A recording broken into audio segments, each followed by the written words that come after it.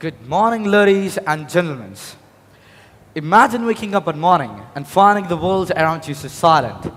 No bird songs, no rustling leaves, just the hum of machines. What is scary thought, right? But this is not about tomorrow if we start speaking for it today. But before that, I guess you have noticed this box. It might seem so small and ordinary, but the thing which contains inside could change the world. The way you see the world. Okay, now picture this. A farmer from a rural village lighting up his home using the power of sun. He is not just growing crops, but he's growing hope. Do you know the price of solar energy has dropped 89% in the past decade? And it is not just about solar energy. Even renewable energies are joining the revolution of clean energy resource. But the question is, if renewable energy is that so wonderful, why aren't everyone using it? Well, the answer lies in innovations. We develop smarter networks, better storage solutions, and policies to make renewable energy accessible to all. But it's not perfect yet though. But hey, Rome wasn't built in a day, so neither a green planet. Now let's talk about, before that, now let's jump into waste for a moment. Don't worry, I'm not asking you to do it physically. But consider this. World Bank estimated that humans produce over 2 billion tons of waste annually. That is enough to fill 822,000 Olympic-sized swimming pools. So what's the fix? Circular economy. So instead of throwing away your phones like this, it gets refurbished. It parts reused.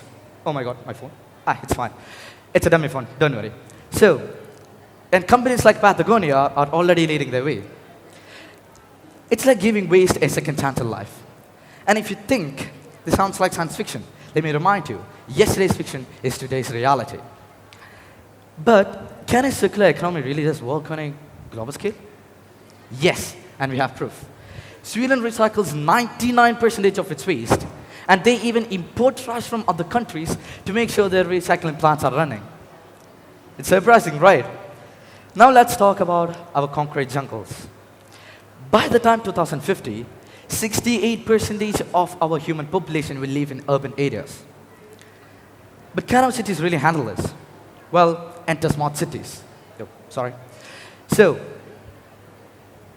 imagine a street that only lights up when someone walks by, or public transport system that is so efficient that you can manage, that you can think, or public transport system that is so efficient that you never need a car in your life anymore. A great example is Singapore, where sensors monitor every single thing from water usage to traffic lights, making the country smart plus sustainable. And once again, if you think this sounds like science fiction, let me remind you, yesterday's fiction is today's reality. So why don't we go from ordinary to smart cities? But all this technology means nothing without people. You and I are the core of this revolution. How many of you have planted a tree or switched to reusable water bottles? These tiny steps, when multiplied by billions, create a giant leap for our planet. Right? Now, back to this box. This is a mirror. What can you see in it? You can see yourself. I can see myself. Everybody can see their self in it. Which means the power to change the world isn't something magical inventions. It's all about us. We together is the solution. So what's the future? It's renewable, it's circular, it's smart, and most importantly, as this box states, it is ours to shape. Thank you.